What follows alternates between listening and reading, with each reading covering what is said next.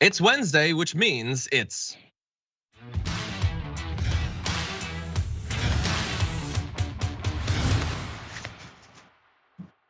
Big News Wednesday with Jayar Jackson. Jayar, how's it going? What's Big up? election wrap-up Wednesday. This is the thing, it's kind of baked in. We get the elections on Tuesdays. It's kind of, it kind of hands it on a silver platter for me to get a Wednesday where we get to respond to these things, number one. And number two, I don't mean to be a prima donna, but can we get like a trap beat on that JR Wednesdays intro? If you would like to suggest, I'm sure we can make some modifications. I will say, as we launch into this Big News Wednesday, it is admittedly a little bit arrogant of you and I to show our faces on the news when progressives like us are the cause of so much suffering politically. Anyway, we'll be talking about that later on. We have no shame. That's just. I know. We should feel shame because we did it, and we did it intentionally, and apparently we'll never learn. So, oh well. And oh my God, I see in the audience right now, there's other progressives who don't seem to understand that they should be ashamed with their head busted into the ground. Anyway, don't worry, we'll get to that later on. It is a Big News Wednesday, and we've got way too much. So in just a little bit, we're gonna be giving you some of the election results, and we have searched far and wide for good election results, and we actually found a few. So that'll be fun. And then later on, we'll get into the media narrative about progressives. And what do you know? Donald Trump declares victory. Nobody could have seen that coming.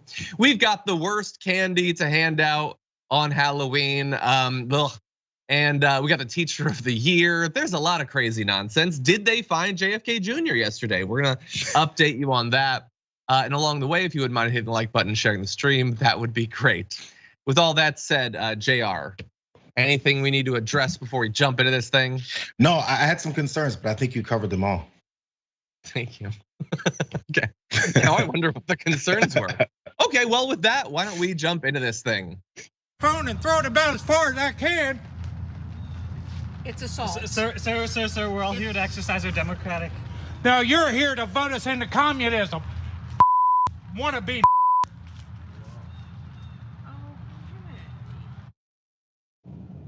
So that was how election day started for some in Virginia. A guy running up on a car and then oh, those were bleeps, so you don't know what he said. I don't recall the first one, but the second one started with N, and I think you can fill in the gap. So it was that sort of election day. This is, after all, America, so what do you know? The election went poorly for reasons we will jump into.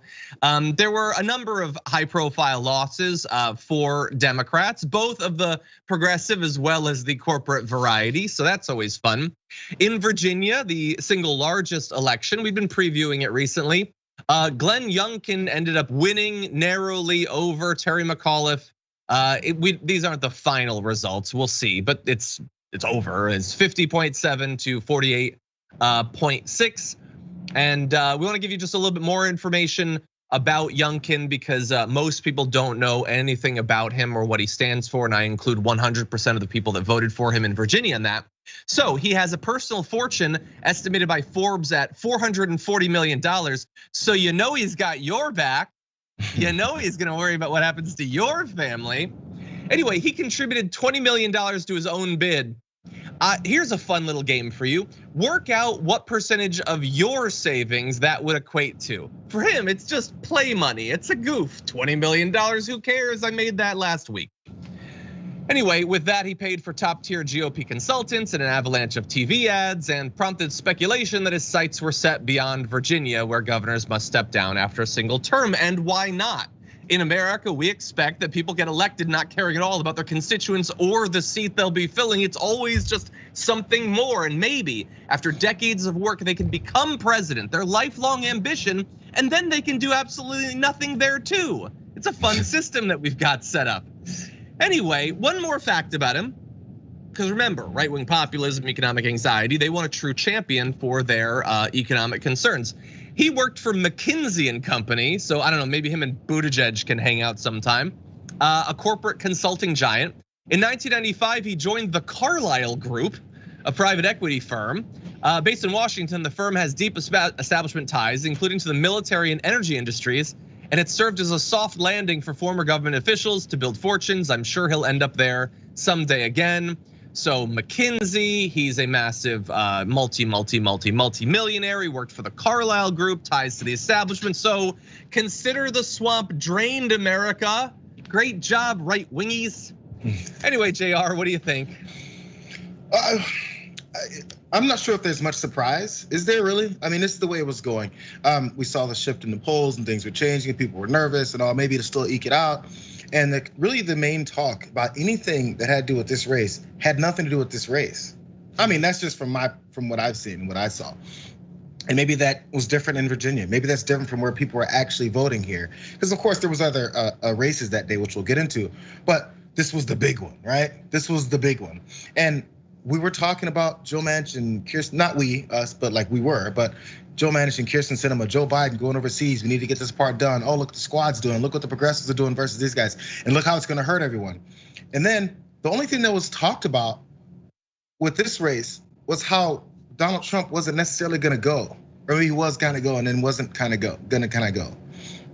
Donald Trump's energy has been around surrounding himself and about pushing things for his potential run in 2024 and how he's gonna influence this to a degree. It was all kind of like on the outskirts of the actual arguments that were happening. So when people went to vote, I just wonder what their motivations were. They have no idea. Was it something locally? Was it something more expansive? Because we always have these assumptions about whether or not it was local or more nationally, and who's really to say? But I saw it as more of a national look, and they weren't really voting for these two guys. But yeah, and look, one of the things that we're told you're not supposed to say this mattered, but it sure seems like time-wise it mattered. Was critical race theory. It's the silver lining in this. Sure, it sucks that a Republican won, but at least now they still won't teach CRT in their schools. But anyway, whether that mattered or not to voters, you know who it definitely seemed to matter to?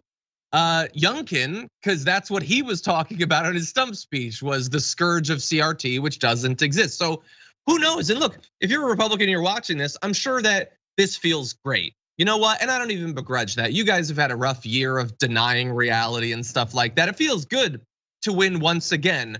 But I'm gonna pee in your Cheerios just a little bit, and that is that he's not going to do literally anything for you. And it's important that you know that, whether you accept it or not.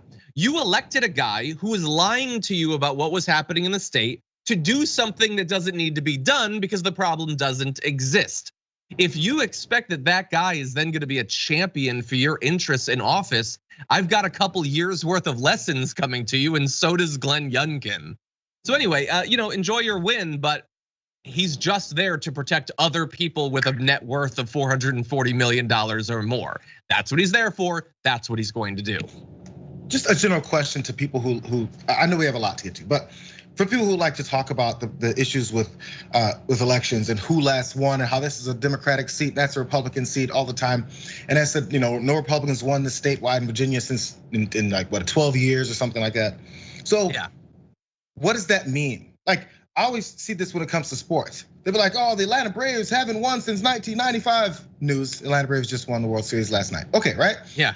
Haven't won since 1995. So in the meantime, as we go through every year of, say, baseball, what difference does it make that they haven't won since 1995? The people that were on the team in 1995 and the scenarios and situations, sometimes rules of the game were just different.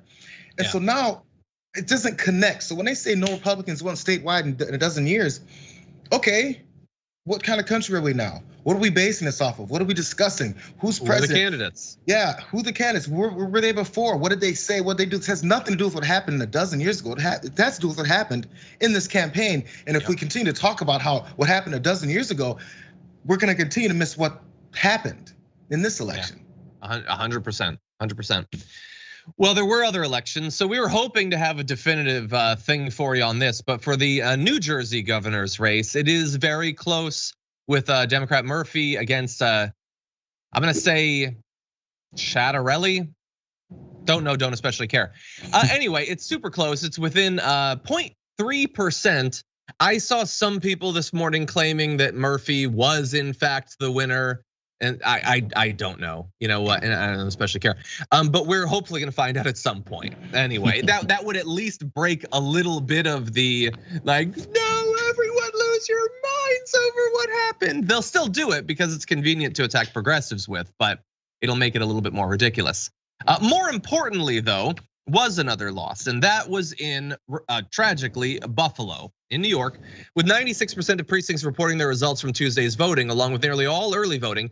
Buffalo's India Walton had 40.9% of the vote, but that meant 59.04% of the votes were write-ins, most of which are likely for Mayor Byron Brown, who waged a fierce write-in campaign.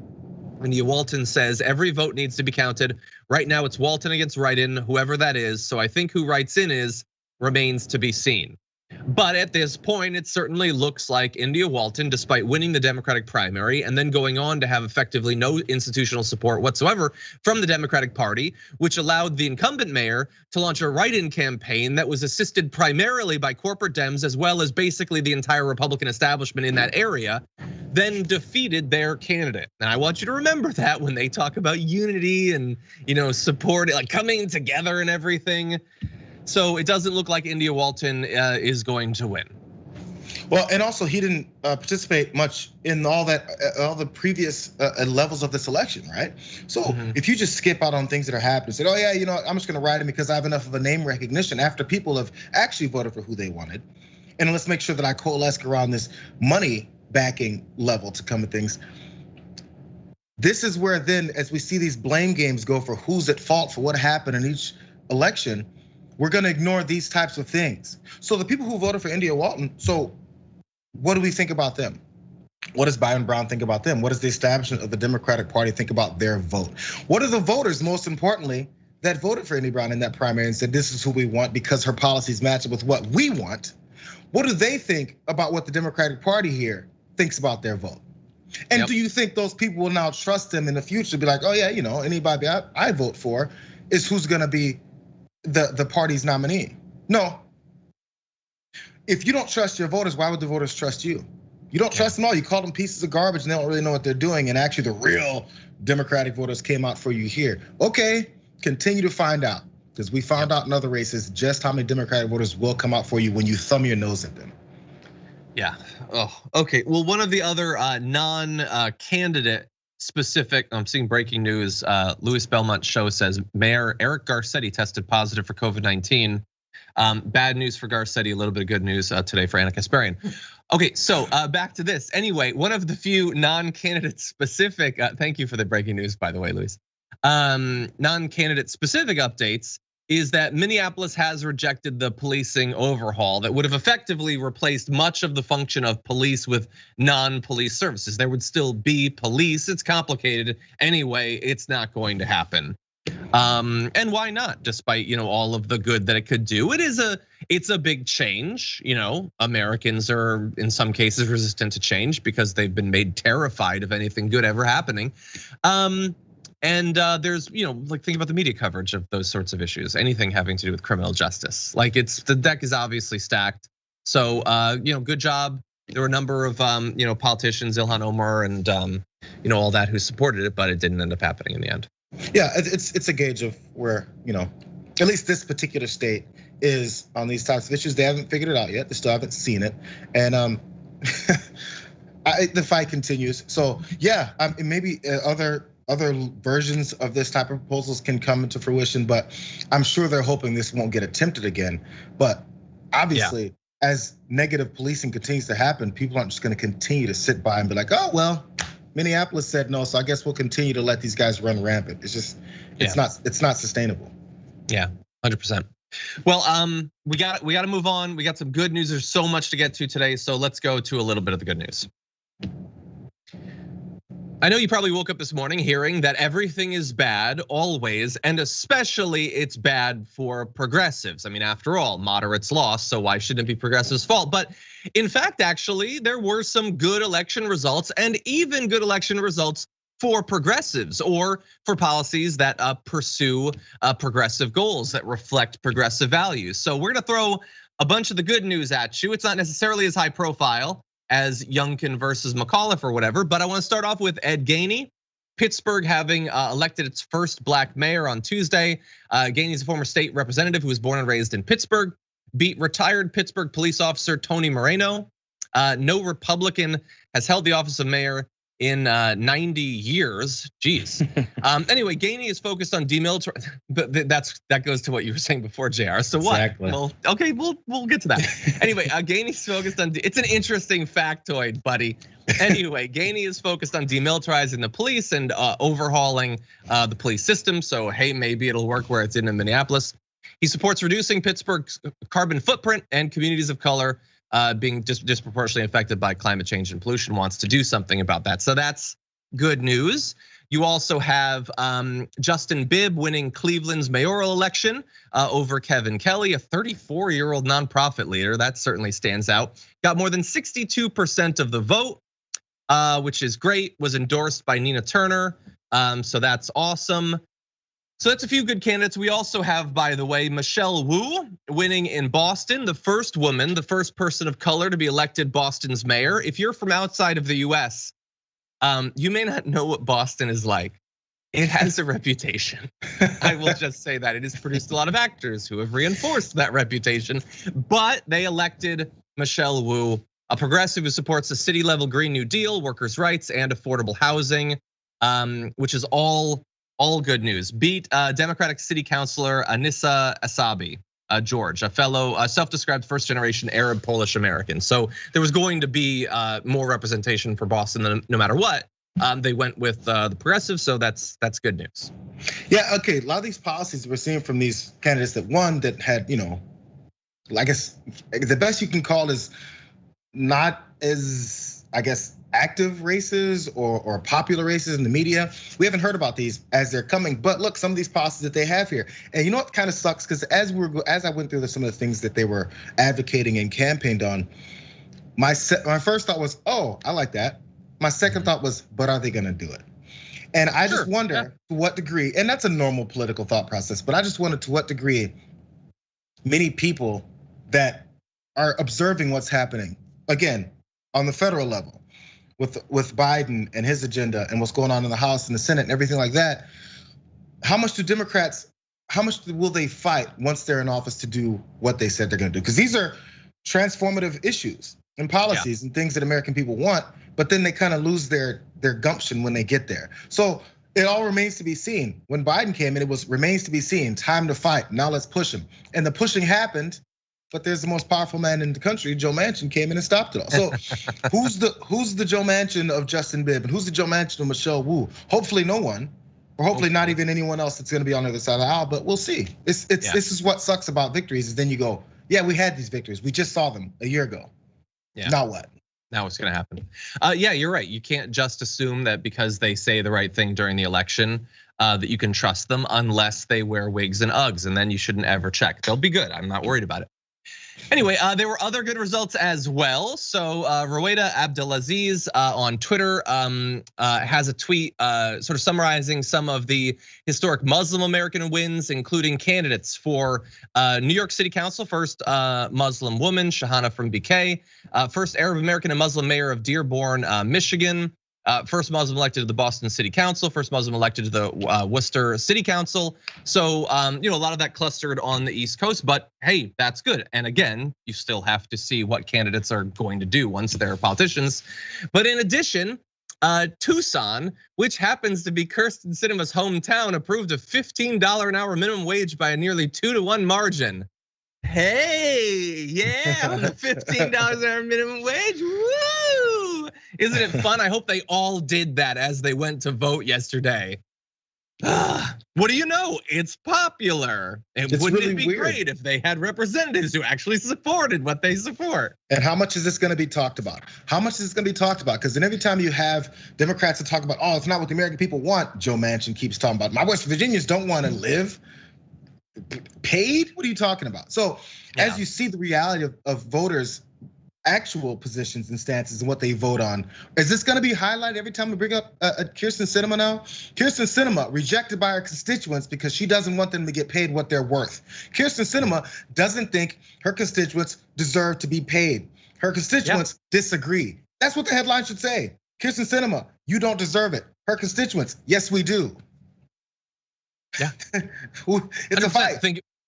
Yeah. Anyway, again, like theoretically, were she to support at the state level, she would be even more popular. But again, she's already popular with the people she cares to be popular with. So that's fun. Anyway, we do have one other. So an awesome viewer of the pre-show. By the way, if you don't watch the pre-show, it takes place about 45 minutes before the show each day over at YouTube. We go live. You can sign up for notifications and all that. Let me know about one additional thing that happened. New York Proposal 2, the Environmental Rights Amendment. It was adding a right to clean water, clean air, and a healthful environment to the New York Constitution's Bill of Rights. I looked up the numbers. It was more than 60%. So that's good news. Look at that. These are actually popular things to push for. Maybe you could push for these things and you'd win more elections. That's a radical strategy for you. Radical. Anyway, so look, this is just not to say this is not all of what happened, obviously, and it's very easy, and I understand why you might focus on things like the Virginia's governor's race, or even India Walton losing in Buffalo. Those are unfortunate losses, certainly, especially India Walton, who came on our show and we had a great talk with her.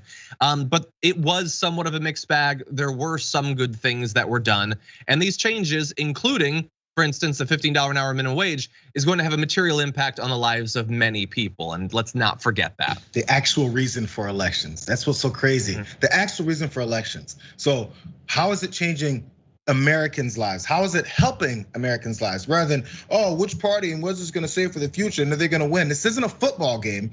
What is the results of these results of elections? If the Rams beat the Chargers, it doesn't matter further than the fans and the players. Like what?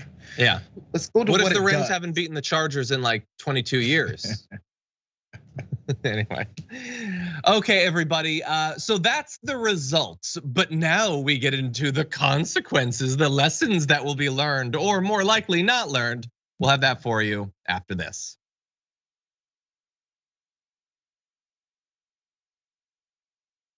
Okay, let's see what's going on out there in the audience. We have some new members. Suzanne T. Well, sorry, not new in this case. Tier 2 member for 7 months says hello from New Jersey. Crazy Dancer Dragon here. Today has been rough. It's been hard to remain positive with all the hate literally flying around. So thankful for you and the Dragon Squad. Thank you, Suzanne. I appreciate you being here. Hope that we can help. Kiddaboot Forever has been a Tier 3 member for 11 months. Kiddaboot was one of the first members and has hung out the Tier 3 Q&A every month.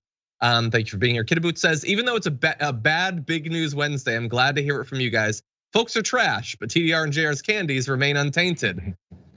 Don't put the candies in the word tainted. Don't. Thank you, Kiddaboot. The Dragon Squad is strong this morning. Dragon Squad is disgusting this morning.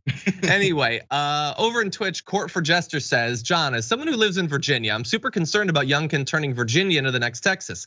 Can I get a shout out and it'll be okay, hang in there from the Dragon Daddy. I need some serotonin.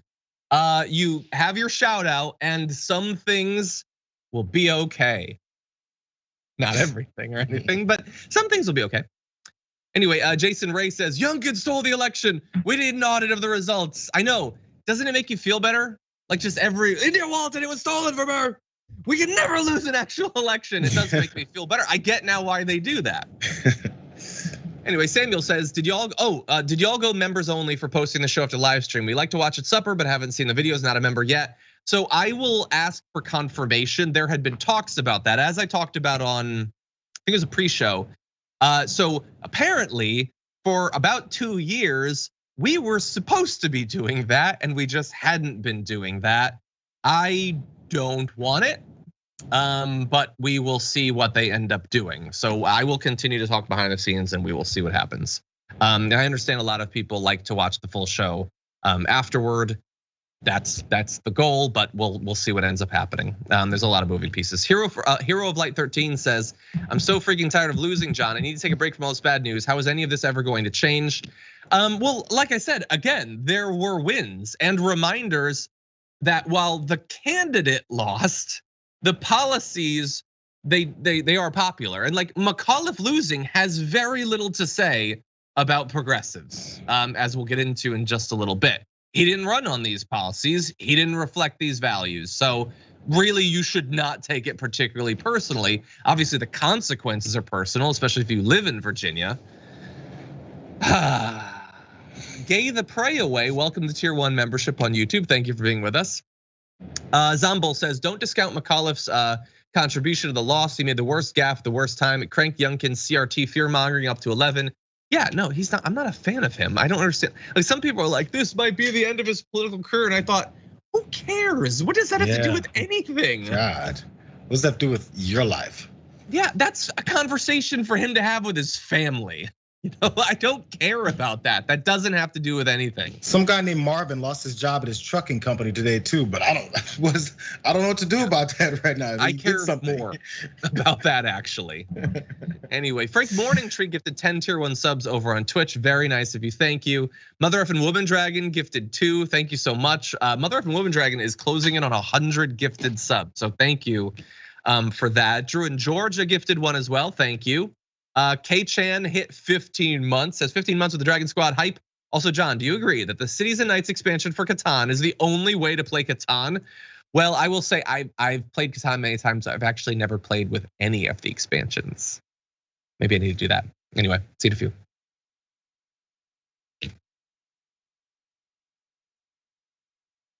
Okay, every once in a while, you need a good blood boil. Prepare for blood to boil as we talk about this. The media has thoughts about who's to blame for moderate candidates losing in a time where a moderate Democratic president has had agenda being blocked by other moderate candidates. Obviously, it's the progressives, you dummy. But anyway, it's not just a vague thing. Very specific claims were made, and we're gonna run through a few of them, including some of what Jake Tapper had to say last night as the election results were coming in. Here's the first.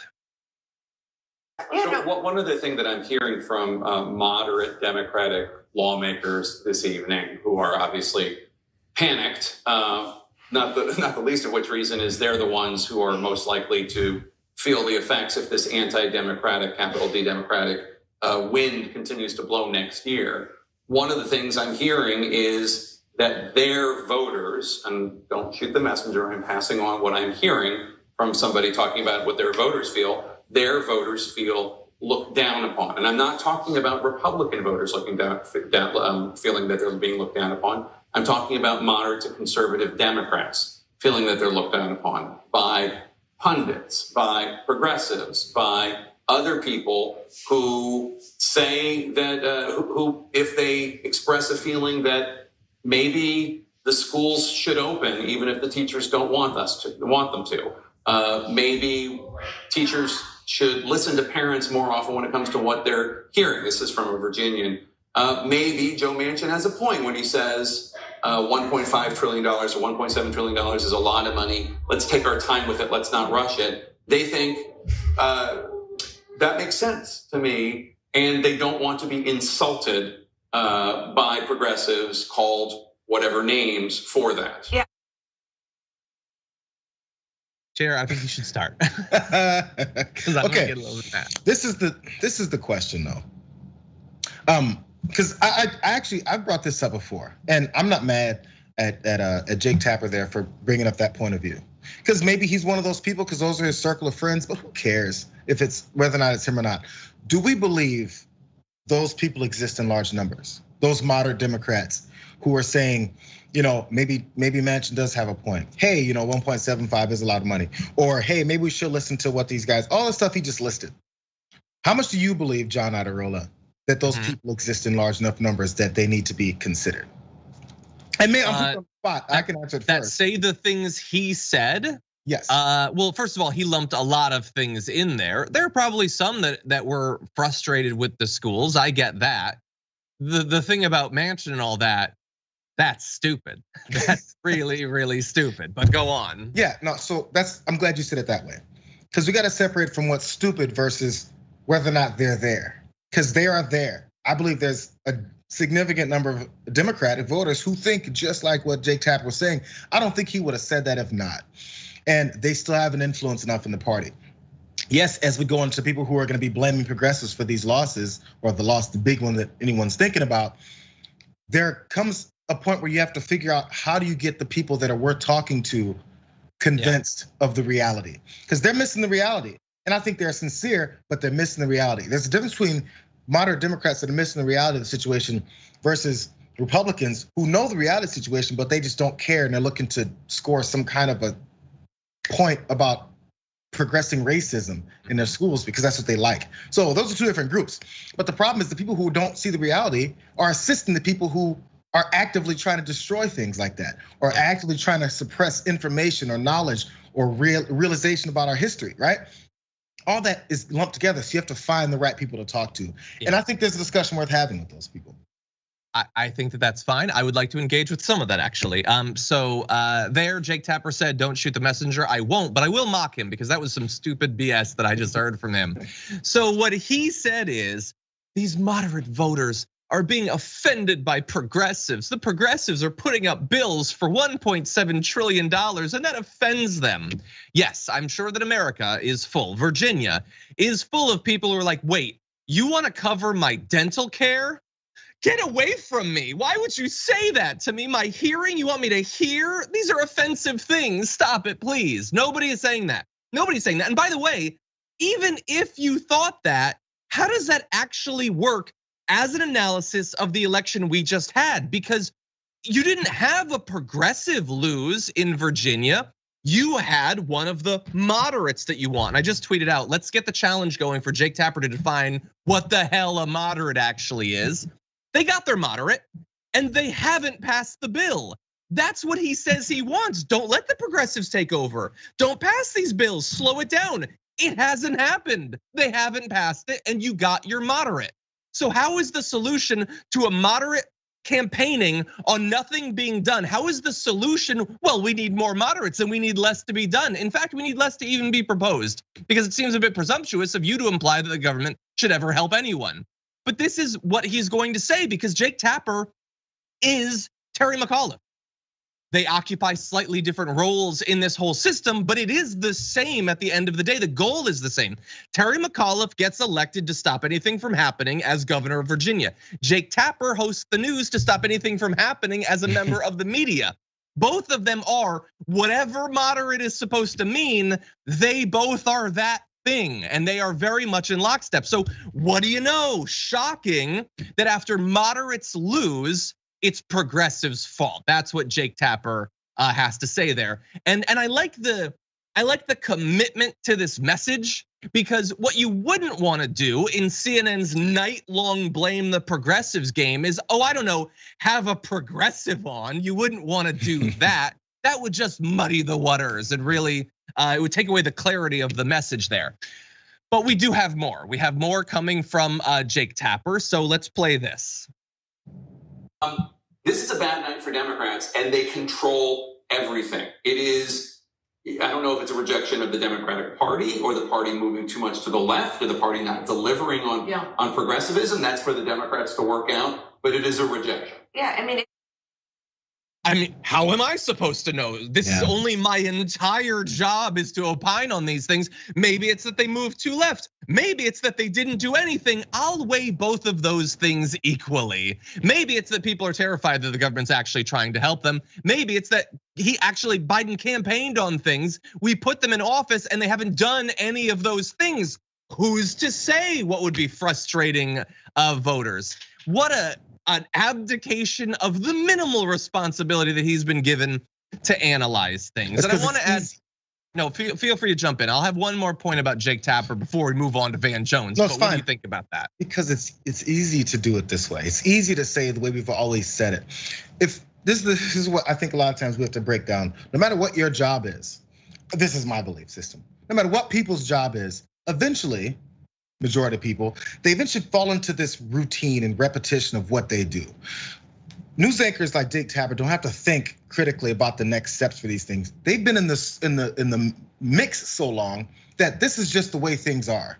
Jake says this type of things all the time. There's this bubble, and once you've lived in the bubble this long and it's worked for you like this, what else is there? This is reality. People's only reality is what they've lived. So he's thinking, oh my God, progressives are pieces of garbage. That's what we've always said. So it's obvious that they're still pieces of garbage now. And the people who vote for them, they don't really exist, right? There's a separation from who the people are that want the things, and it's been invented, versus the people who don't want those things. In reality, they're in such smaller numbers. But no, someone needs to dig a little deeper just to point these types of things out. But who's to do that? Are they going to go people further? Who are paid millions of dollars to do that, certainly. Because they're comfortable in their they're in their routine. They have to change up their approach and who they're speaking to. As you said, where was the progressive on the panel last night? Not that they excluded progressives. They don't think they really exist. They think they're just there to yell. Yeah. Well, it wasn't just Jake Tapper. Van Jones also had thoughts on the elections last night. He is the closest thing that these panels will have to a progressive, and yet he agrees with them on basically everything. Anyway, here is some of Van Jones' commentary. This is a big deal. These numbers are bad. This is not some. These are our voters. These are voters that came to us in 2018, came to us in 2020, and have abandoned us in droves in 2 states that should be in our call. That's a big deal. That is a 5-alarm fire. And I think that, look, I hope we can pass these big bills. Bill Clinton was able to turn his ship around and survive after the judicial hacking in 94 by doing a lot of small stuff that just lets you know he was on your side. He was talking about school uniforms. He was talking about V-chips he was talking about all kinds. But you know what? For ordinary folks, that guy cares about me. That guy understands what I'm going through. If this party doesn't wake up tomorrow morning and figure out how can we run back to regular folks and regular folks' issues. Now, some stuff we've been talking about is good stuff. Helping grandmas, helping kids, but it's been buried, it's been lost in this cold, baked DC conversation about trillions of dollars. Okay, I'm gonna try to be brief because we're running out of time, unfortunately. So they were elected in 2020. Biden actually won, and the Senate was given the Democrats. Why was that done? So that they could say, hey, we're gonna talk a little bit about school uniforms. Is that why we think that they were put in office? Maybe it was for the promises that they made. Maybe it was a repudiation of what the Republicans had been doing, which is nothing that helps regular people. But we've totally forgot about that. We're not gonna think about it. And we're gonna toss up the possibility, well, I hope that they get the big bills done, but he should really triangulate around these incredibly minor things. No one on that panel is talking at all about how wildly popular the components of the Build Back Better bill actually are. They are trying to figure out, racking their brains, how is it that McAuliffe didn't win? Why would there be a strike back against the Democrats when nothing has been done and there are all these popular things that they said they'd do? We want them to do them, they're not doing those things. I have no idea. Maybe it's more triangulation. Maybe he should play the saxophone on Montel Williams. I don't know. What are you talking about? And by the way, again, Van Jones, who is the most progressive of all of them, at the end of the day, the progressive part of him is, I hope they do it. But his lesson is do small things.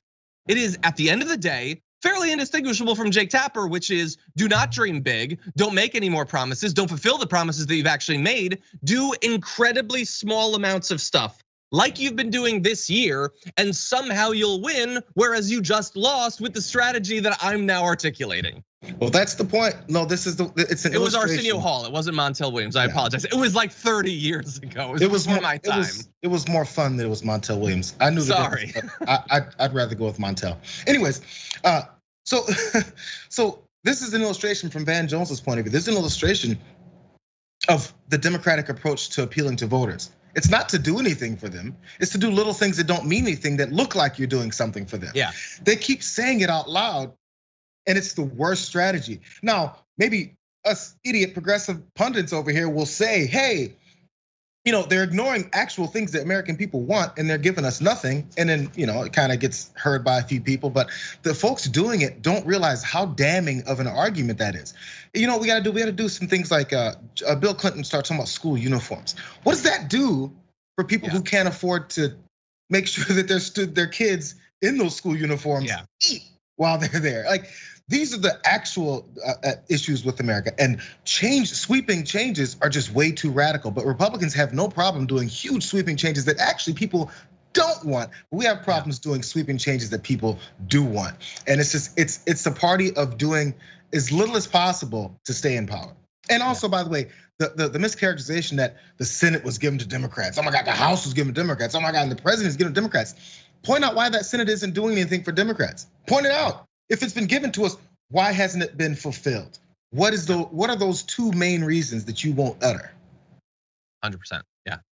It's just, look, they're not interested in producing an accurate understanding of why what happened. They're there to deliver the same one that they always do. If the Dems win, you need more moderates. If the Dems lose, you need more moderates. If the Dems win, you shouldn't do anything. You wouldn't want to overstep. If they lose, you should bounce back by not doing anything. It is always the same message. And you should be incredibly suspicious of people who always think the exact same thing is right for literally every situation and won't even try to ground that argument in the very available public polling that we have. We literally have polls that tell you what people want, and those are not a part of this conversation about trying to figure out what voters want. Doesn't that seem a little bit weird? A little bit suspicious? They can even use their own polls. CNN does polls and they won't even use those. Anyway, we are gonna have to take our second break. The hour is burning by, but one man does want to claim victory, so we'll be returning with that in just a few.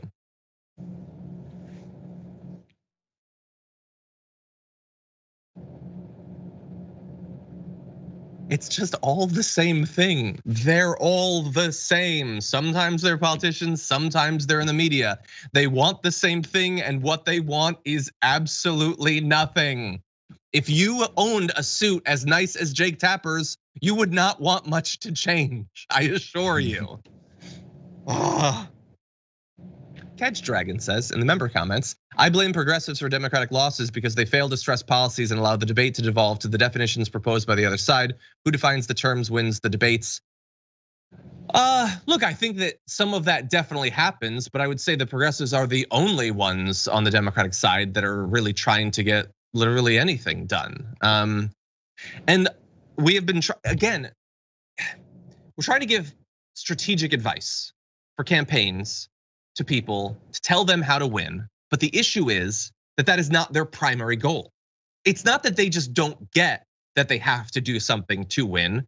It's that they don't want to win with those things if that is the thing that they were elected to stop from happening. Like, yeah, delivering big programs, huge social programs that would necessitate taxes to pay for them could get them elected. I don't think any of them doubt that. They can look at polls the same as you and I, but they're there primarily to make sure that those things don't happen.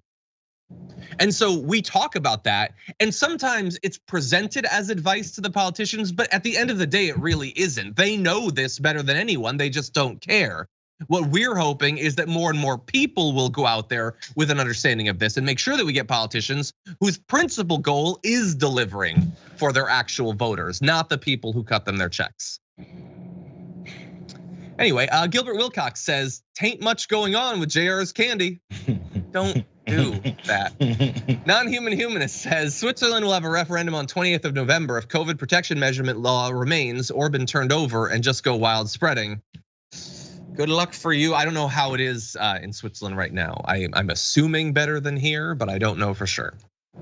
RCC Chick 87, subscribed for 3 months on Twitch, says Bezos bucks well spent and on a big news Wednesday with Jayar. And it is in fact a big news Wednesday. Yes. Okay, Domer the Turquoise Llama says, worst Halloween candy. Number 1, the butterscotch unlabeled candies in the black and orange wrappers. Number 2, all flavors of candy corn. Number 3, circus peanuts. You have terrible opinions. The butterscotch things are fine. I don't really care either way, but look, you can eat candy corn for 2 weeks a year. It's fine. I wouldn't do it all year round, but it's fine. It's fine. Anyway, John. Let's see. Dragon Martinez, subscribed for 5 months, says, "Hey guys, my 6-year-old Yuno wants you to know she loves the show, and if she can be Lava Dragon, she can." I'm amazed that a 6-year-old loves the show, but thank you. I apologize for the swearing in the pre-show. Okay, let's see. Bandy Z hit 11 months, says, "So I'm in line to vote in VA yesterday. The super obvious Trumper behind me is having a fit over her address on her ID not matching and being told she couldn't vote there. Shaking my head, ooh, the irony. I hope she's enjoying her voting ID laws. Love y'all." Yeah, and the thing is, we want her to be able to vote easily from home if she wants to. Bart Kyle says, you're correct. It was Arsenio Hall, along with the V-chip technology that Van Jones mentioned, was placed inside the saxophone that Clinton was playing to help parents manage the viewing habits of children. Gotta save the precious children of America. Thank you, thank you. Let's see, Melissa Sherman over at hashtag TDR Live on Twitter says, only the best for Jayar Jackson and Big News Wednesdays. No mention of me whatsoever. Thank you, Melissa Sherman. I feel unseen. Thank you for being here and for watching and for tweeting at us. Okay, we got more coming.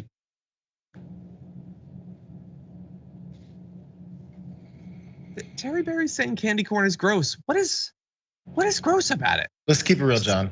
Let's keep it real. Candy corn is the reason that the Democrats lost in Virginia yesterday.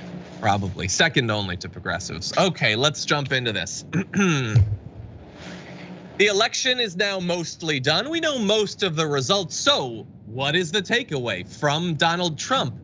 Was he the big winner?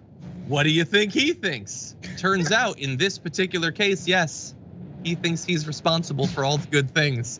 But it was a position that evolved over time, in particular on the question of whether the election would be stolen. So he sent out a couple of his little statement tweets.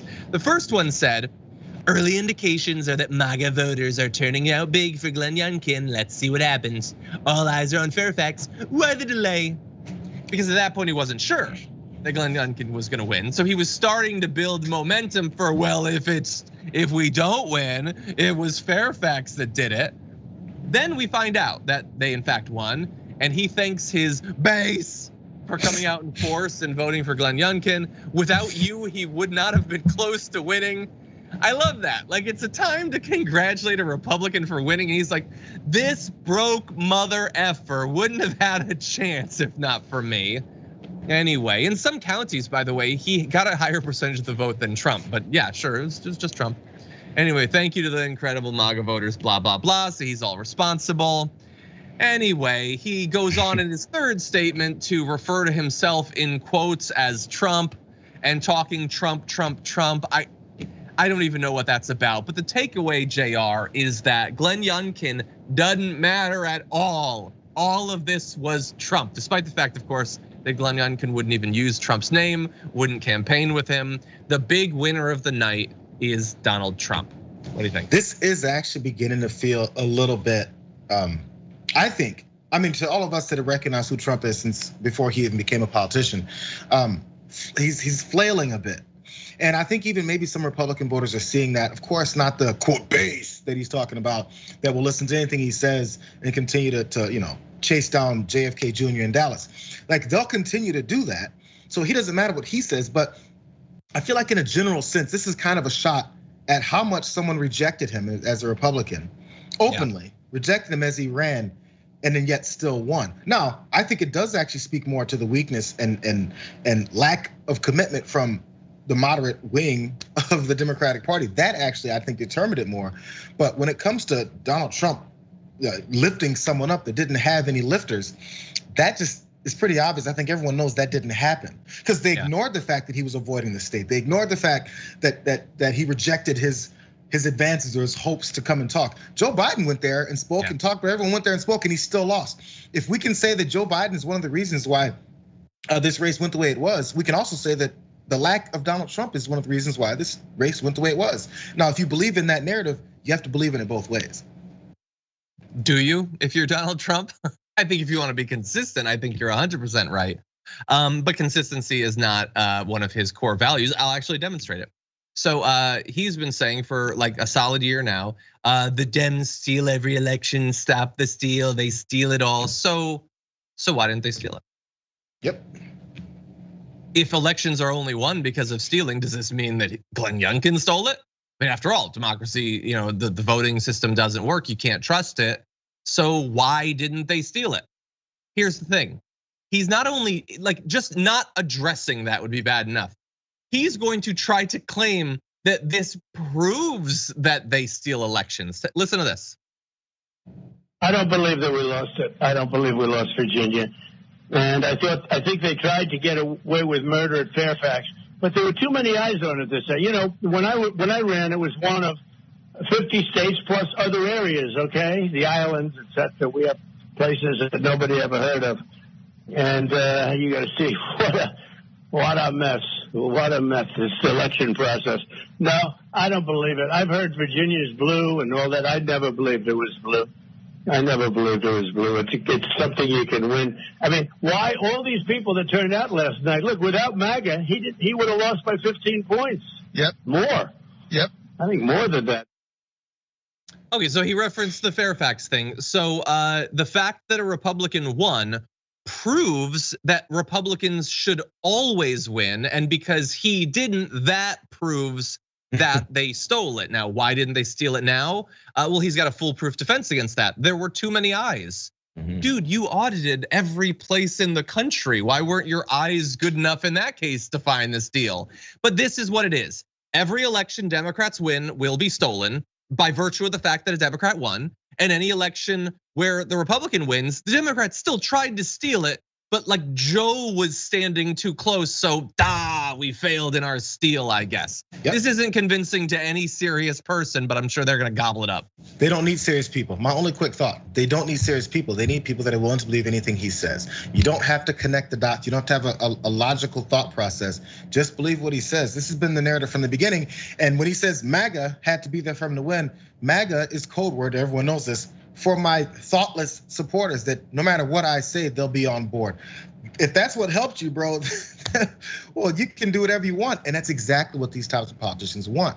People that are willing to just nod their heads as you destroy their lives. Yeah. My final point, I think that you are right about it. It seems a little bit flailing. Like this guy didn't want Trump to be a part of the race. Let's be clear about that. For all the other problems with him, he seems like a terrible guy. He didn't want Trump to be a part of the race. And look, Trump wants Republicans to win, but more than that, he wants everyone to think that he's the reason they win. He is going to want to be more involved in future races. He doesn't like being sidelined. The guy doesn't want to campaign with him. We'll see how much of that he can take going into the midterms before he starts attacking the candidates or insisting. He will literally just show up at a rally and walk very slowly and carefully up the ramp and then pick up his water with two hands and toast to their eventual success. But we'll see. If this isn't an opening, sorry, I thought I had last one. If this isn't an opening for Democrats to finally wake, you get a chance. If this is an opening for Democrats to wake up and finally have a chance to really push progressive policies that the American people want, fine, just call them democratic policies that American people want. As we see this forming of this collision between Donald Trump and the rest of the Republican Party that is going to happen as midterms come and as 24 comes up, they're gonna be having some infighting because Donald Trump is relentless. They're gonna be fighting of who's gonna be in which direction of the party. And as we sit back and do nothing, they get to control as they're being the saviors. If you do things, voters are gonna have something to vote for and something to vote against. And it's gonna highlight their lack of an agenda. And if you don't carry through an actual agenda that American people want, it's got two sides of the party that have no agenda except for fighting these social, what are these stupid wars over bathrooms and CRT. That's what it's gonna be about, and that's what they lost yesterday. Exactly, yeah, that's not territory the Democrats will ever be able to compete on. The only chance they have is an actual agenda. And the only chance we have of getting that is choosing candidates that are freed up by their donors to be able to actually propose policies. See if it happens. Okay, let's jump into our last story of the hour. The NRA is being targeted by a new lawsuit that asserts that they have been breaking federal campaign finance laws and supporting Republican candidates, including former President Donald Trump, to the tune of $35 million in illegal campaign contributions and coordination. This is coming from the gun control group Giffords that filed lawsuits against the NRA earlier this week, alleging that they contributed tens of millions of dollars to candidates both at the presidential level as well as in the Senate. And what they say happened is that they evaded federal regulations by using shell entities to coordinate advertising with 7 candidates running for federal office during the 2014, 2016, and 2018 election cycles. Obviously, they had huge financial problems over the past couple of years. Maybe they didn't have the money to actually do any of this. But previously, they're saying that they did. One of those candidates was Donald Trump. Giffords accused the NRA of illegally contributing up to $25 million to Trump's first White House run. Other politicians named as having received these funds over the years include Tom Tillis, Tom Cotton, Cory Gardner, Ron Johnson, Josh Hawley, I think that's supposed to be, and Matt Rosendale. So a bunch of the names that you'd expect. And the way that they did that was they had this organization that would work with the NRA and with candidates And effectively, it changed its name based on who it happened to be working with at a particular moment. So it was known as either On Message or Starboard. It was On Message when it acted on behalf of candidates, and Starboard when it acted on behalf of the NRA. But regardless of which name it had the same leadership. It was located at the same address. There was no internal separation or firewall between employees who work at the two entities. And according to the complaint, a number of employees at the consulting firms alternated between the two in time before the 2016 election. You are allowed to do basically anything when it comes to campaign finance, except blatant coordination with the campaigns. And you're honestly allowed to do quite a bit of that. They wanted to do $25 million worth of it. And honestly, this is America, Jayar, so they're probably gonna get away with it. But this is about as blatant coordination as we've seen since the old McConnelling fad. So we'll see if they end up getting in trouble. I'm glad that Giffords is pushing for this. It's so crazy you said that, because I was like, we'll see. We'll see if something happens as far as responsibility of this, because every election cycle we see where the actual election fraud, where campaign finance fraud happens, where candidates take money, or then even people, as they talk about voter fraud, as voters, and as they push for voters to do illegal things, we consistently see the direction that these things are coming from. But what changes about it? What actually happens differently? NRA had its issues with money and everything, but when are their issues coming for their actual blatant disregard for the law, and where they're pushing millions, tens of millions of dollars to certain candidates for what? This is the NRA. So the NRA is supposed to be protecting your Second Amendment rights, because that's the most important thing in America. We got to kill each other as fast as possible. Now, if their illegal approach to making sure certain candidates come in to help them push that narrative and continue to convince Americans that they have to shoot each other in the face immediately, then I think that it's kind of an indictment about how bad their messaging really is and really who they're about. Yeah. This is protecting gun rights. This is illegal campaign contributions. It's protecting gun rights. So if you affiliate yourself with them, you're part of this illegal grouping that's trying to change things in America in a bad way. If you flip it, and some leftist group is doing this whole situation where they're pushing all this money to candidates illegally, the outcry, they hate America. Where's the hatred for America being lapped onto the NRA when they do things like this? It just doesn't come. Yeah, and by the way, this is very similar to what we were talking about earlier. Like, why is the NRA gonna spend $25 million to get Trump in? What agenda are they pushing? Just nothing, just be there and stop things from happening.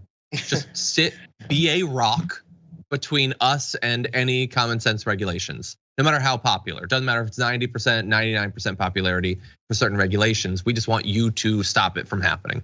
So we'll see. Again, campaign finance laws in the US are like effectively non-existent. They're probably gonna be just fine. The NRA they couldn't really use that much more financial strain after some of the problems they've had, but we'll see what happens. Anyway, we do have a lot more that's gonna be coming up after this break. If you're on Twitch or on YouTube, the members app, we will see you on the other side of this.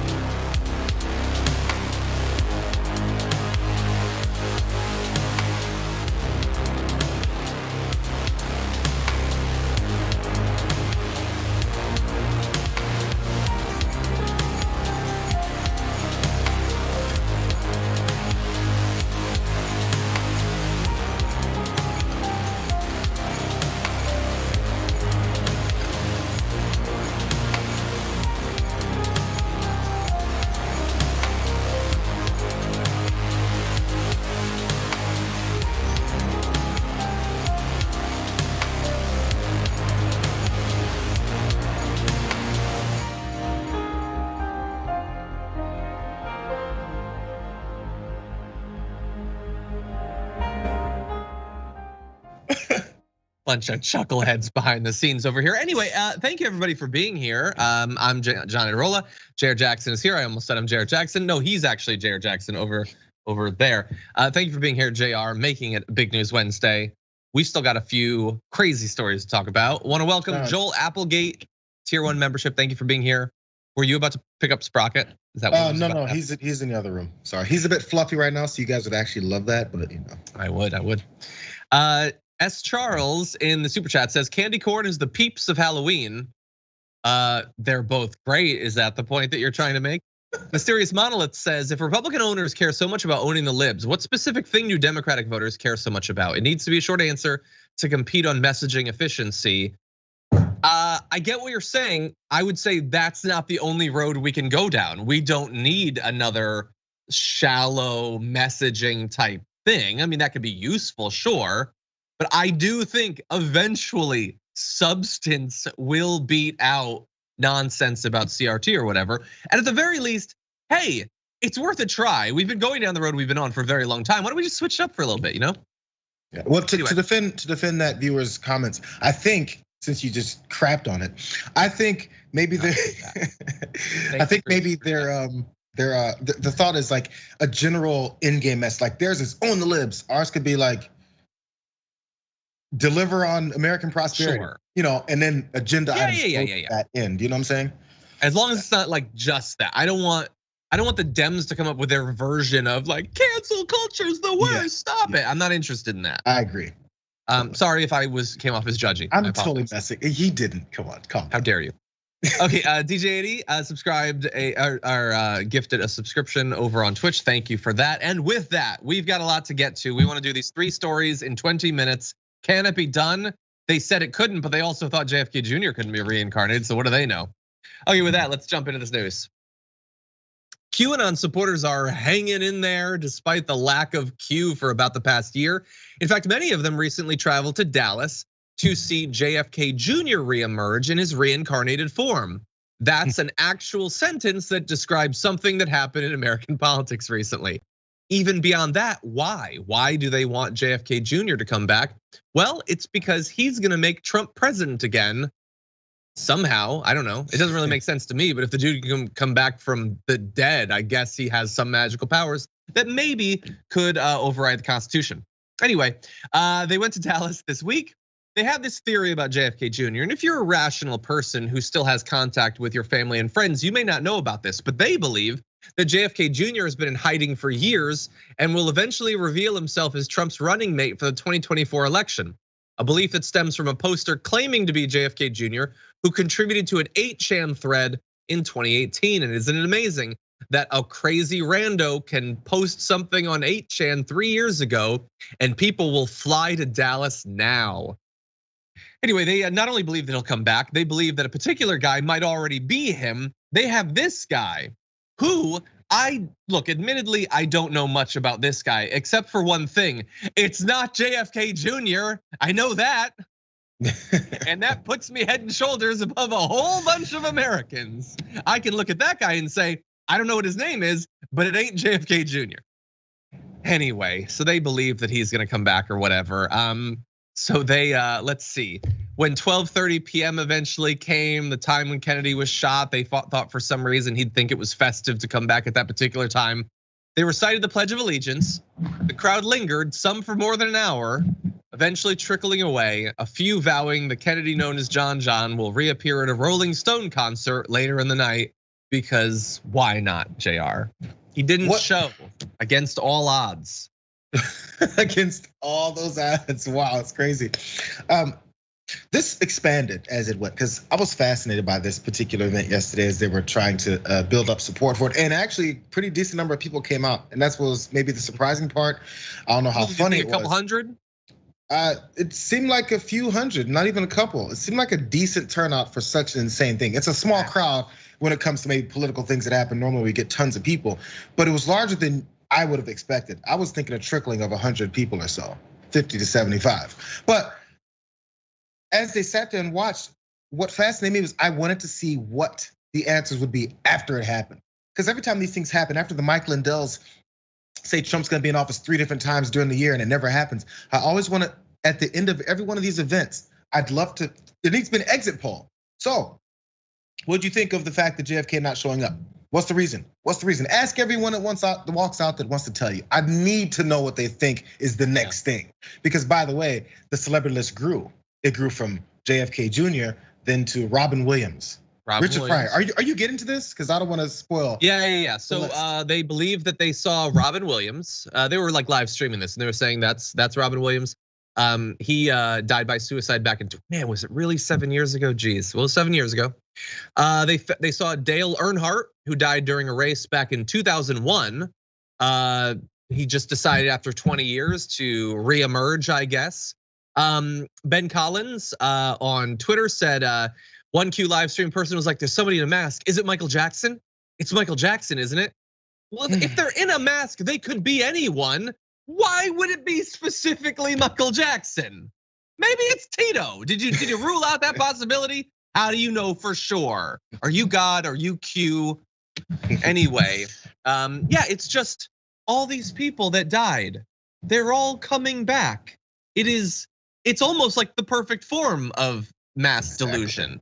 That they just think, yeah, those celebrities I used to like, they're back now. Everything's great. It's not that I have to wait for heaven. I'm in heaven now. And all the people are coming back. I'm trying to figure out what the connection is between dead celebrities and politicians that has to do with their movement. I don't go deep into that movement, but where does it connect with celebrities and known figures coming back from the dead? Why is that a basis for their belief system? I just don't see where. Is that a feeding part? Is that like an acknowledgement of their spiritual superiority? I'm really trying to find why dead celebrities have to do something with them.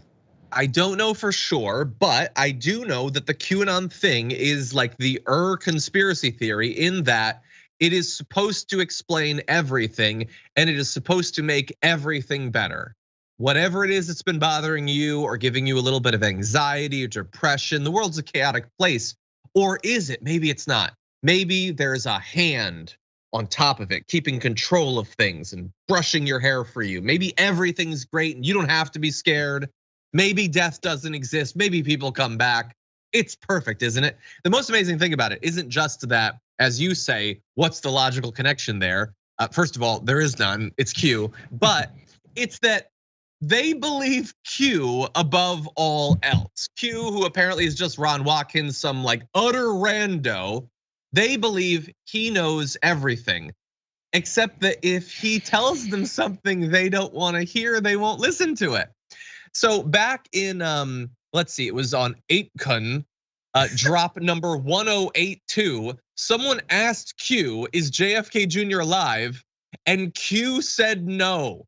Q, who is known for incredibly vague statements that you're supposed to dig into and figure out, is like, nah, man, that's crazy. He ain't around.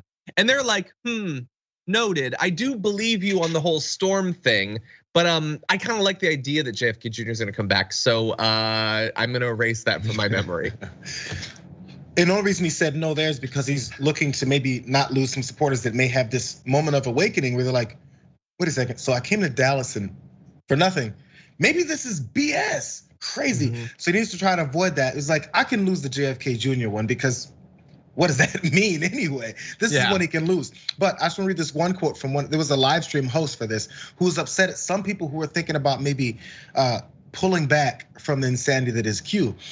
Yeah. She said some of them, talking about these Q members, some of them were home alone feeling lonely. They had nobody there. We've heard these stories for months about people feeling alone, having nobody they can talk to. And now you have what? 1,000 people in Dallas. So that's the basis. You were loners. You had no friends. You have maybe, I don't know, families missing, but you're a lone person who needs a group of people like-minded to think crazy things together in one particular place and maybe go and take some action based off of your views. That sounds like a cult to me. It does, yeah. Everybody, people get lonely. I get it, and it was even worse over the past couple of years. Like, get into board games, like do a meetup. You know, I'm on a group where we share Lord of the Rings memes with each other. There are other things that you can connect with humans about other than the dead are rising and they will bring Trump back. You know who wouldn't bring Trump back? JFK Jr. It's a stupid, what? Of all the politicians, it's not Nixon that's coming back. or whatever. It's not Reagan that's coming back. It's JFK Jr. Sure, and Prince is gonna swear in Pence next. That's what's gonna happen. Their names are even similar. Oh, I wonder if Q realized that. Kobe Bryant, as you said, Robin Williams, Tupac. What makes them think these dead celebrities have anything to do with their movement or believe in anything that they believe in? I don't know.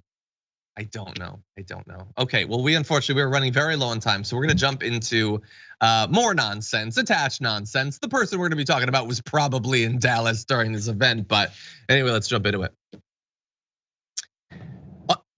Oh, I didn't expect the needle. Okay, we should actually work out that needle. Some people don't like the needle imagery. I apologize. Anyway, on Halloween, a lot of stuff was handed out to trick-or-treaters. You know, candy, weed stuff or whatever, razor blades. All of this is just myths, but it's not good enough. Those are old school myths. We need new myths being spread on Halloween. And one guy in Toronto decided to appease us. He handed out these. These are anti-vax cards, postcards full of facts about vaccines. I really hoped we could crop in on that. Anyway, so it says, should children get a shot that they don't need? A shot that's harming and killing many thousands of people all over the world? This may be the most important decision you will ever make for your child. Make an informed decision. But you handed it to a kid. The kid doesn't have kids, I hope. But this is what's happening. This movement that, of course, would say that trying to like propagandize kids is the worst thing you can do, filled their little orange plastic pumpkins with anti-vaccine propaganda.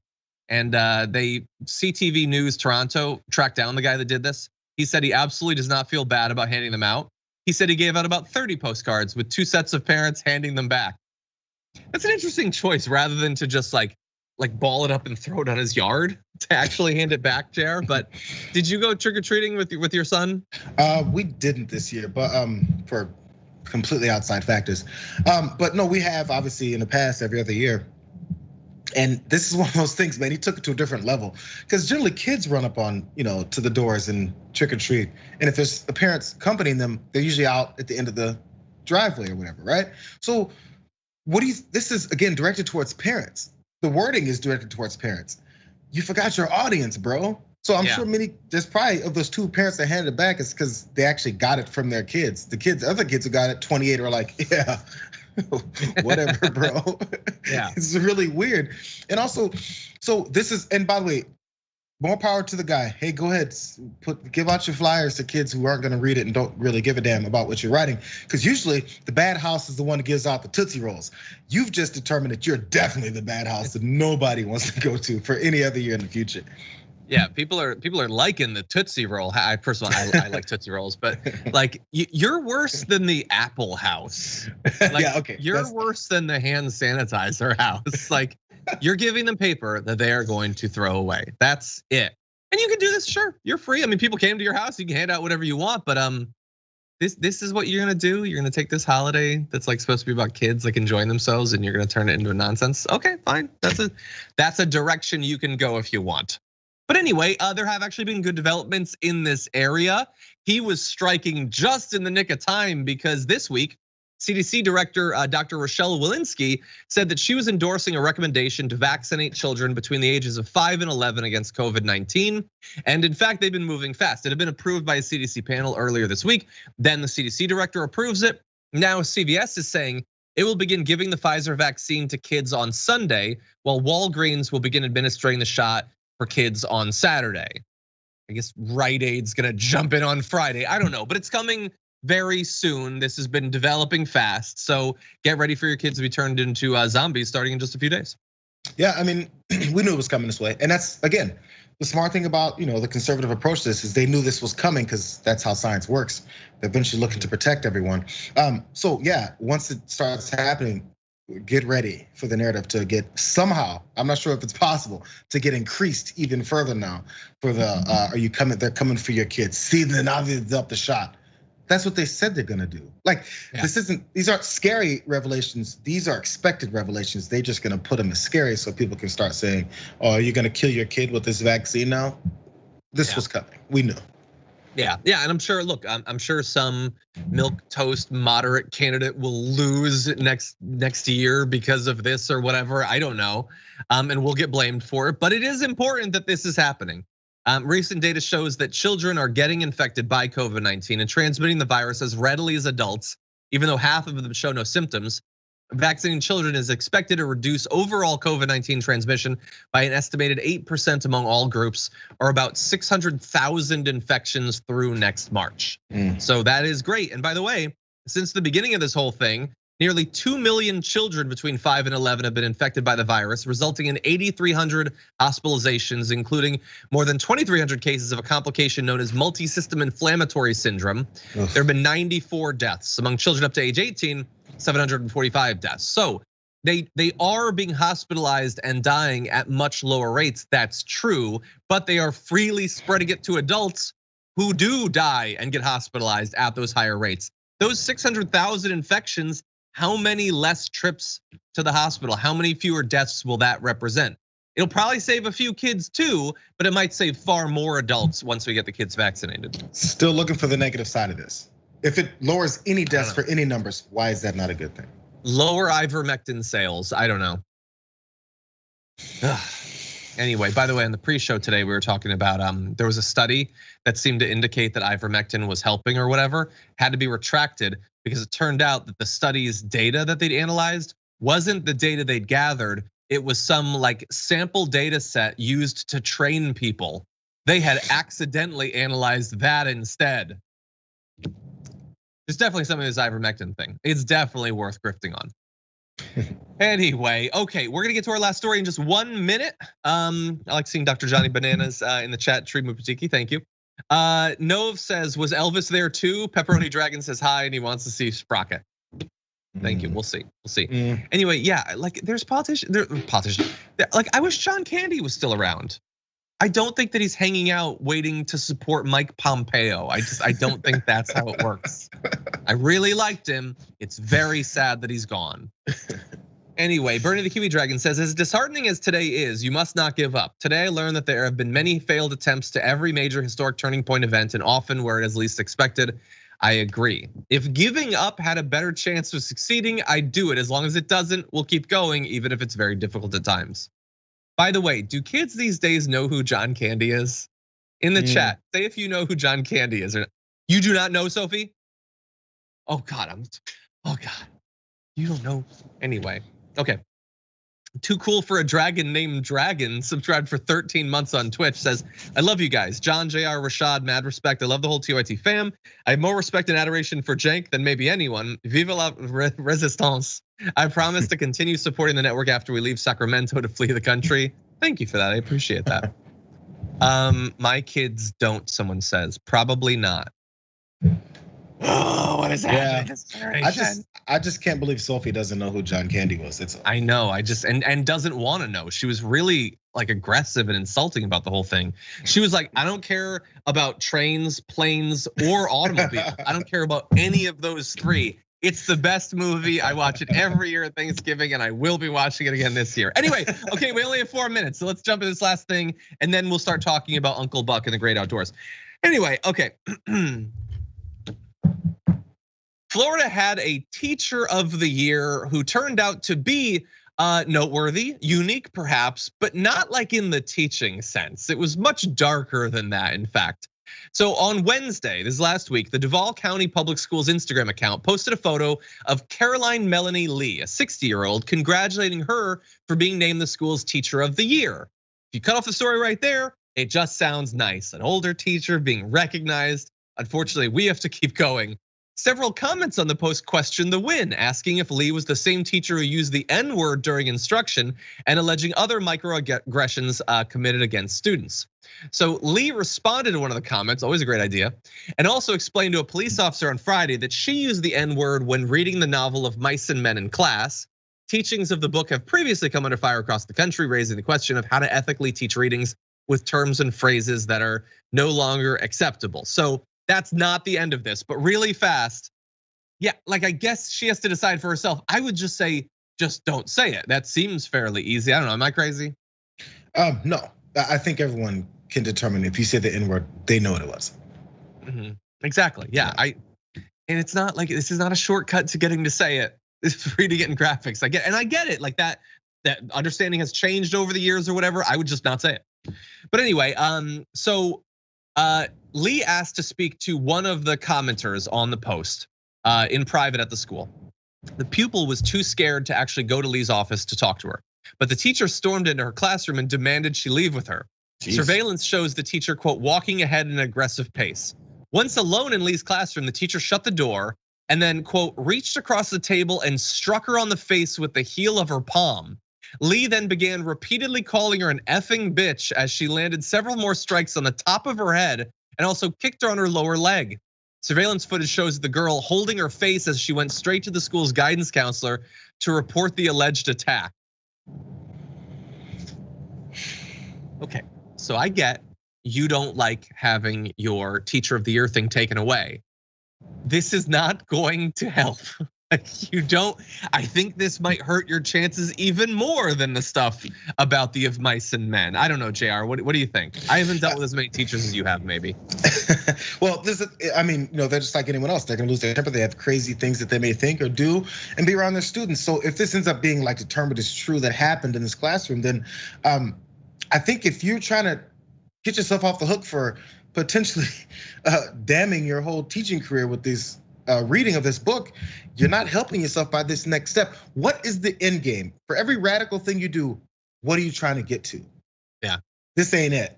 And it's not gonna get you there. It's just gonna get you in more and more problems. So, I mean, I think it solidified her bad decision. There's a possibility she just had a slip of judgment. I could determine that, but not anymore. Yeah, I could understand if it was like one kid was like, I wanted to get most likely to succeed, but Joey got it, so I slapped him on the top of the head. You're a 60-year-old woman. What are you doing hitting people?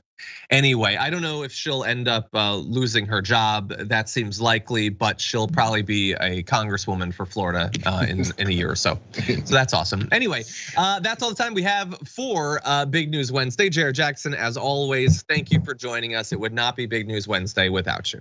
It goes by too fast, brother. Too fast. It does. That was a quick one. Anyway, have a good day, man.